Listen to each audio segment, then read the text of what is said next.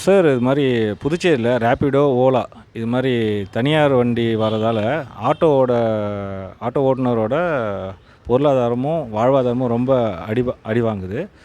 அதேபோல் ஏன் மக்கள் வந்து ஆட்டோவை விட்டுட்டு ஓலா, ஊபர், ரேப்பிடோ அதை நோக்கி ஏன் போகிறாங்க? உங்களோட பொதுமக்களாக உங்களோட கருத்து என்னங்க?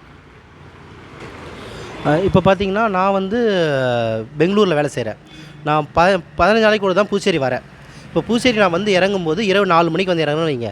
அந்த டைமில் நான் ஆட்டோவுக்கு கூப்பிட்டா அவங்க ரூ. 200 கேட்குறாங்க. இப்போ என்னுடைய வீட்டுக்கு நான் போகிறதுக்கு எனக்கு ஒரு 5 கிலோமீட்டர் ஆகுதுன்னு வைங்க. இதே ரேப்பிடோவில் ரூ. 70 முடிஞ்சிடும். இப்போது நான் உழைச்ச காசு, நான் கஷ்டப்பட்டு உழைக்கிறேன்னா, அந்த உழைச்ச காசு எப்படி செலவு பண்ண நான் தான் முடிவு பண்ணணும் இல்லையா? நான் எப்படி கம்மியான ஒரு பொருள் கம்மியாக கிடைக்கும்போது எதுக்கு அதிகமான பொருள் கொடுத்து வாங்கணும்? இது ஒன்று இருக்குது. இப்போது ஆட்டோக்காரங்க ஒரு ஃபிக்ஸட் ரேட், அதாவது இதுதான் விலைன்ற மாதிரி அவங்ககிட்ட இருக்க மாட்டேன்னுது. ஒரு நேரத்துக்கு ஒரு விலை சொல்கிறாங்க. இப்போது நம்ம என்ன சொல்கிறோம் அப்படின்னா, ஒரு ஃபிக்ஸடாக ஒரு விலை கொடுங்க எங்களுக்கு. நான் ஆட்டோவை கூப்பிட்றதுக்கு முன்னாடி எனக்கு இவ்வளோ தான் விலைன்னு எனக்கு தெரியணும். ஒரு டேரிஃப் ஒரு ஃபிக்ஸடாக கொடுங்க. உதாரணத்துக்கு நான் சொல்கிற மாதிரின்னா, நான் பெங்களூரில் வேலை செய்கிறேன். நான் பார்த்த வரைக்கும் நான் பெங்களூரில் ஒரு குறிப்பிட்ட நான் வாடகை ஒரு அமௌண்ட், ஒரு ரூ. 50 ரூ. 70 வாடகை, ஆட்டோவுக்கு வாடகை வச்சுங்க. கிலோமீட்டருக்கு ஒரு அமௌண்ட்டு.